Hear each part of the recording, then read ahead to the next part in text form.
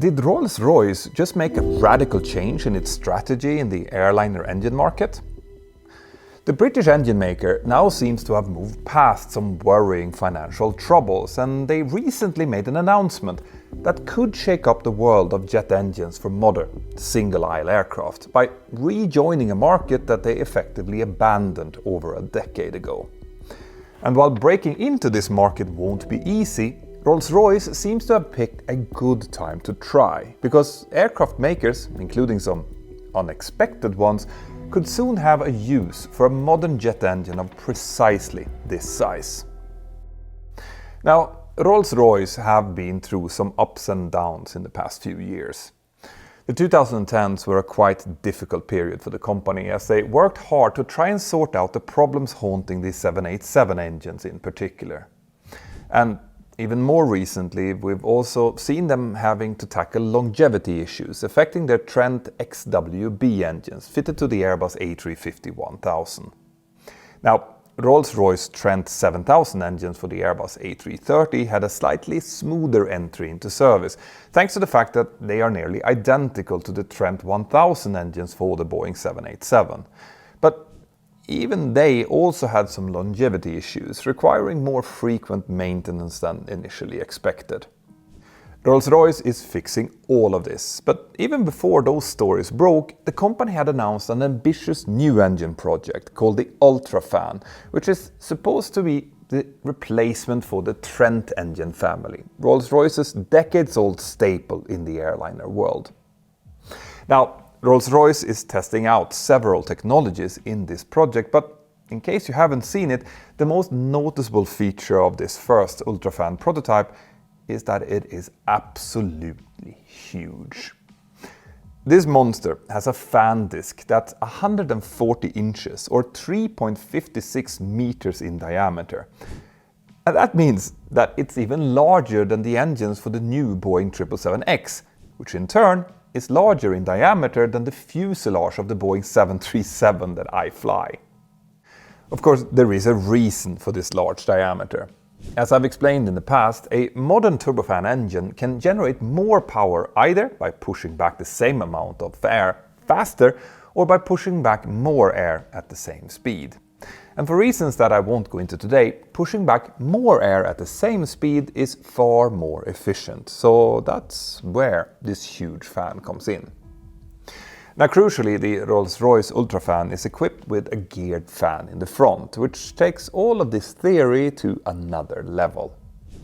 The geared design allows the fan blades to spin slower, which both improves efficiency and allows engine makers to greatly simplify the rest of the engine. Now, that's actually a little bit counterintuitive, because obviously that gear reduction system for the fan has to be quite heavy in order to be strong enough to handle all of that thrust. And that's actually the reason we haven't seen large geared turbofans until now. The technology in itself actually dates back many decades, but geared fans were initially only used for small military or corporate jets.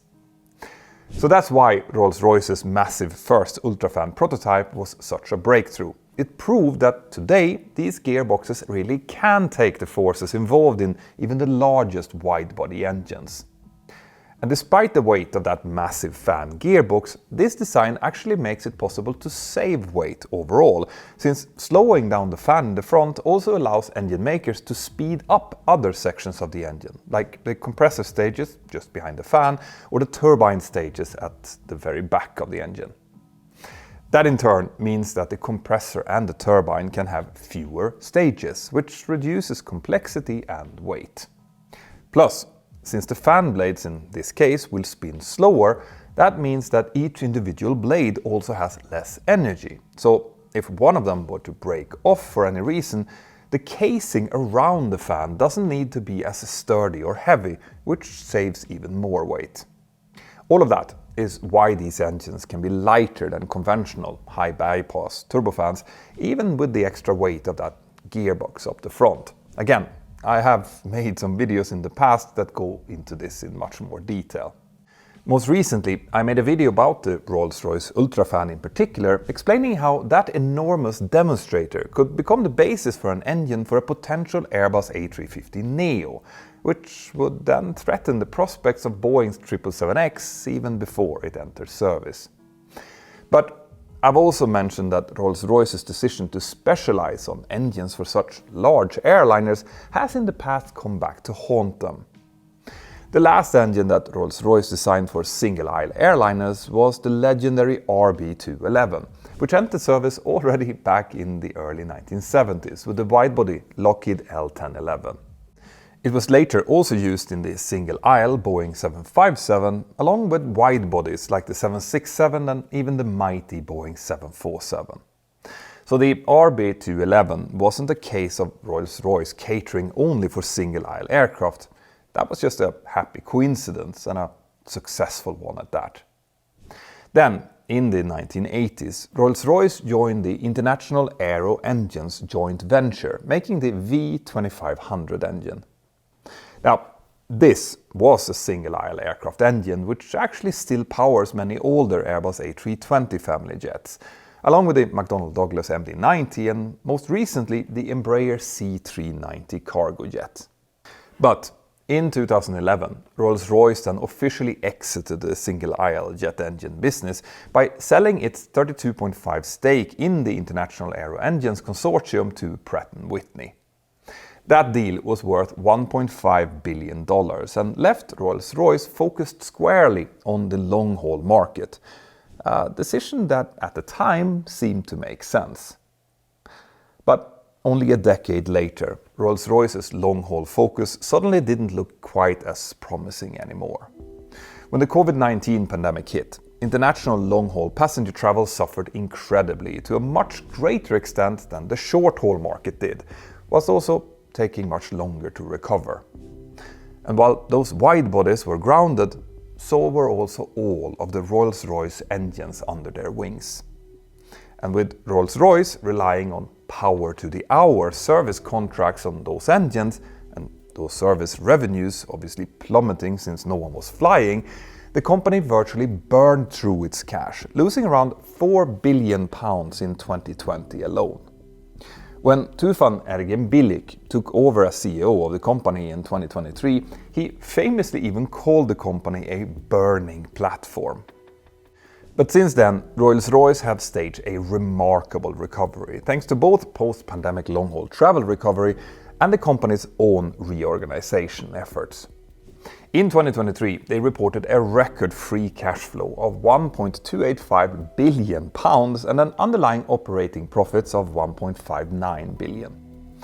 This resurgence has now given Rolls-Royce the confidence and capital to keep funding their research and development projects. So, in November of 2023, the company announced that they had run their Ultrafan prototype at full power for the very first time at their test facility in Derby, UK. And this same resurgence also allowed Rolls-Royce to start exploring new markets, which brings us back to the narrow-body sector and the engine maker's last decision. Now, when we were researching this part, my researchers came across a page that seemed legit. It had all of the correct logos, a professional layout and so on, but something just seemed a little bit off. And it's exactly in those type of circumstances that I'm so happy that we're using NordVPN, today's sponsor. Most people think VPNs are just for watching movies and sports abroad, but Nord's Threat Protection Pro has now become really essential for our work. It immediately flagged this fake site before we had really any time to interact with it, and that's not just marketing talk. Nord is actually the only VPN with official certification from independent testers. And their Threat Protection Pro recently beat out several premium cybersecurity tools in a scam detection test. And that's not saying nothing. Scams are really becoming a huge problem, as I'm sure that you're aware. In the first 3 months of 2025, Nord blocked over 300 million scam attempts. That's 300 million real attempts to steal people's money and information. Now, another great thing with Nord is just how easy it is to set up. All you need to do is click the shield icon in the app and it's done. You might also have to grant Nord some permissions in your settings, but you will get clear instructions on how to do so. So if you want to start getting protected today, then use this QR code or go to nordvpn.com/mentor now to get 4 extra months free with their 2-year plan.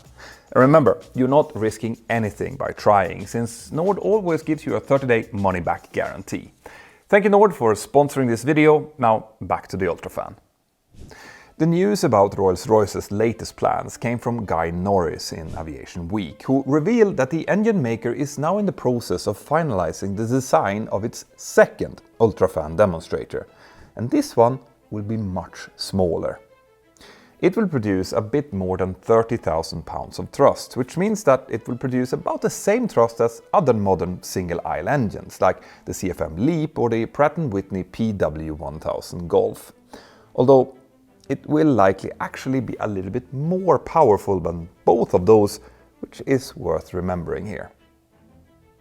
Anyway, at that size and thrust output, a production version of this new Ultrafan could therefore be used to power a potential replacement of the Airbus A320 or the Boeing 737 families.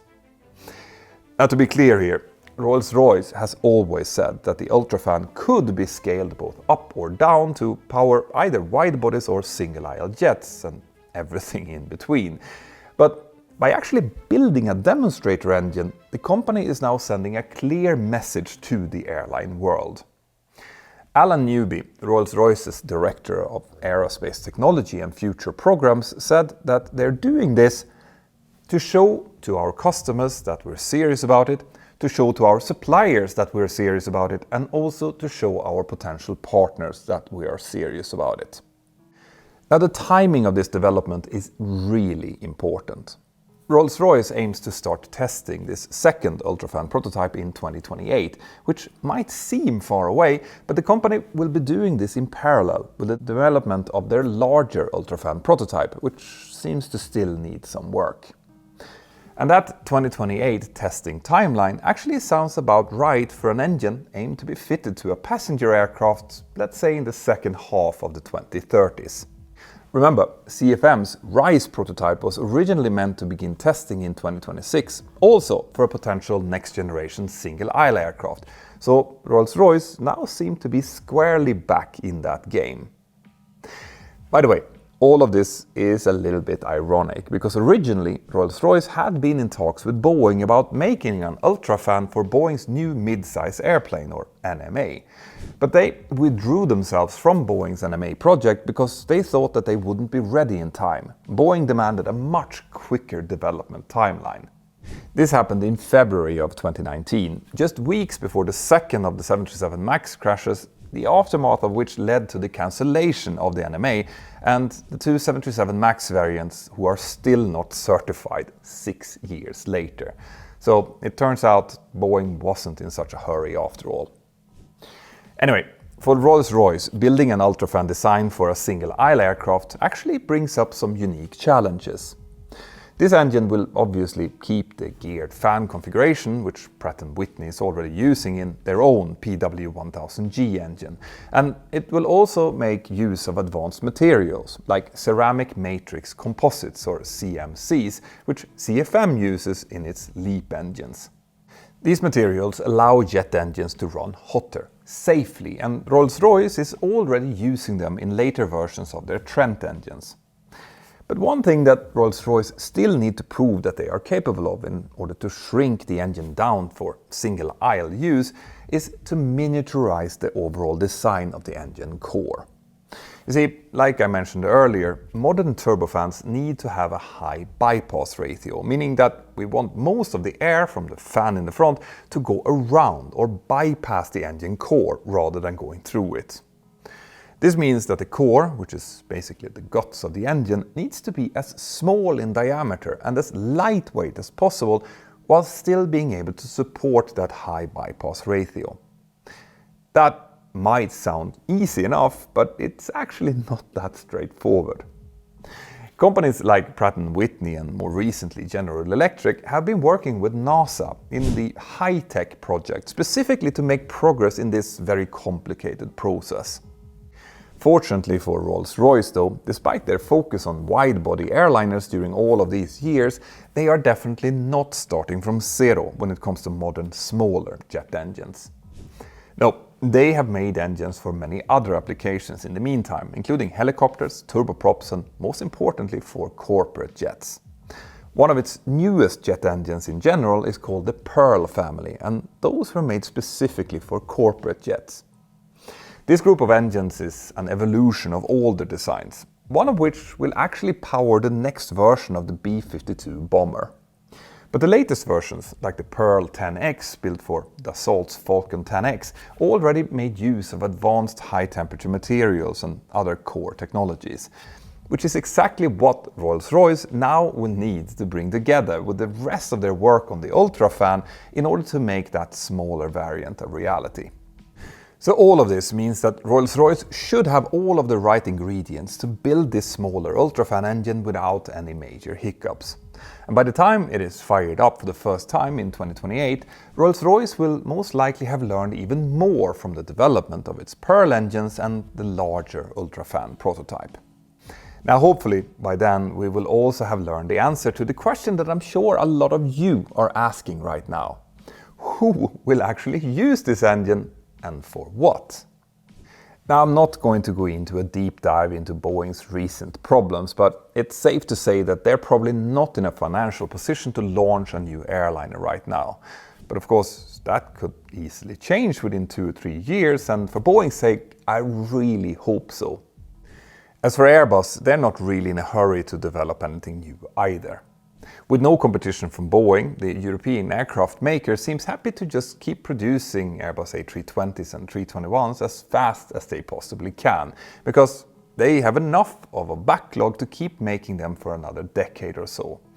And they also have the smaller Airbus A220 that still hasn't reached a satisfactory production rate yet. Now, that still leaves companies like Embraer, which could surprise everyone and develop something completely new, as I've talked about before, if they can get the right kind of financial backing, which I also hope for. But if Rolls-Royce plays its cards right and choose to size their production Ultrafan engine the right way, there might be 1 or 2 other uses for it as well. Firstly, Boeing will ultimately want its next new aircraft to replace not just the 737 but also the 757. Because right now, Boeing has nothing to offer between the 737 MAX 10 and the 787-8. So it would be reasonable to expect a Boeing 757 replacement to be able to use the same engines as the 737 replacement, since the Airbus A321neo uses the same engine as the Airbus A320neo, and it is about the same size as the 757-200. Of course, the 757 had more power, but that was mainly because it needed it due to its higher empty weight and requirement for better performance at challenging conditions, but a slightly more powerful engine than what's currently on the market could still fit in quite snugly with a slightly larger new Boeing.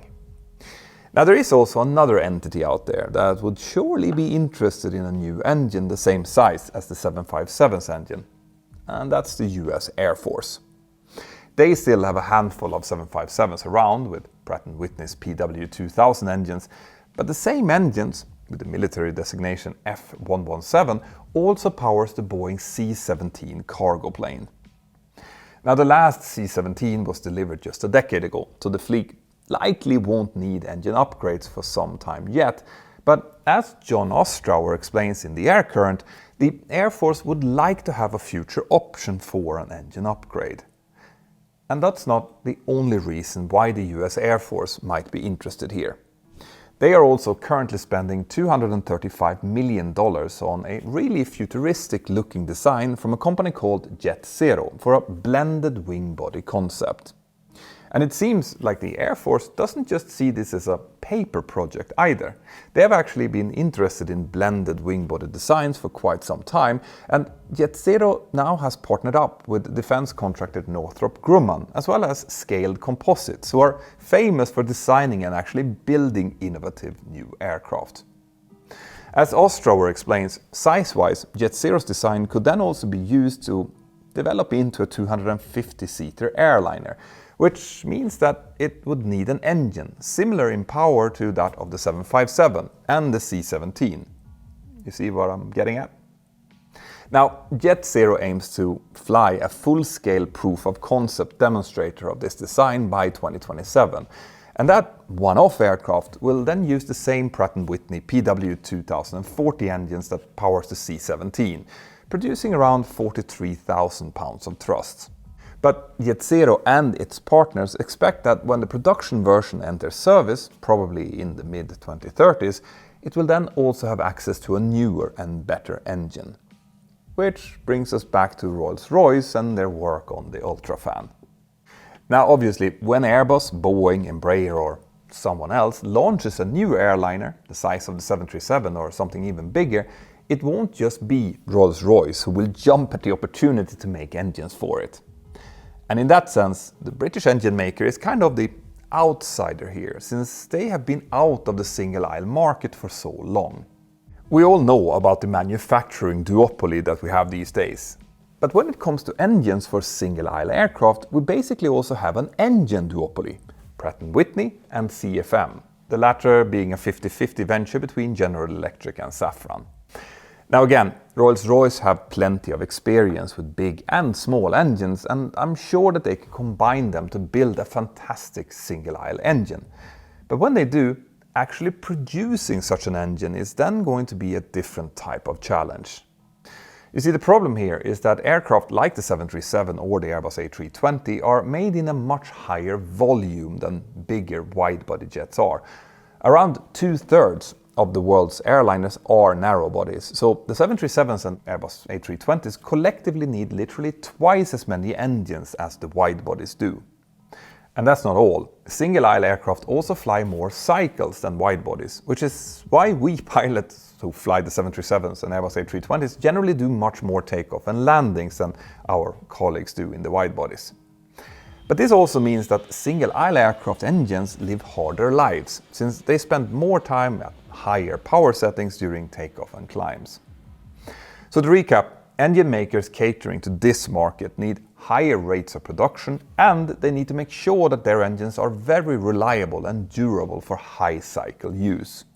And as a new returnee to the single-aisle aircraft engine world, Rolls-Royce will therefore need to convince aircraft manufacturers, the airlines and their suppliers that they can reliably do all of that, and do it well. There is also a financial element here. Rolls-Royce may have recovered from the dark days of the pandemic, but a new engine project like this will be expensive, and it will take years before it starts paying off. The total cost is estimated to be around $3.9 billion, so the engine maker is reportedly now lobbying the UK government for some funding assistance, since a massive project like this could create a lot of jobs in the country. Now, I know that I'm oversimplifying all of this a bit. It is safe to assume that the competition between engine makers will be extremely fierce whenever we learn the details of the next aircraft from Boeing or Airbus or someone else. And the reason that I mentioned the Jet Zero project is that someone like Rolls-Royce could instead focus on a more mid-size engine for a project like that, plus a future prospect of a C-17 re-engine program, which would of course involve smaller production volumes if production capacity would become a problem. Or the company could decide to just make the best of this opportunity and hit the ground running, going for the heart of the market, the 737 and the Airbus A320 replacements whenever they come. But what do you think? What aircraft do you think the Rolls-Royce Ultrafan will power first? Can they disrupt the LEAP GTF duopoly, or will they instead try for something bigger, like a 757 or a blended wing body? Let me know in the comments here below, and don't forget to like, subscribe and hit that notification bell for even more deep dives into aviation's biggest stories. As you can see in our credits, we are now a big team working on the Mentour group, and that has been made possible partially by the support of our fantastic Patreon crew. Now, if you want to take more direct part in our productions and also to get to see our next episodes before everyone else, maybe even today, then scan this QR code or go to patreon.com/join/mentorpilot. You can also support us by using your special deal from our sponsor in the link here below. Have an absolutely fantastic day wherever you are, and I'll see you next time. Bye-bye.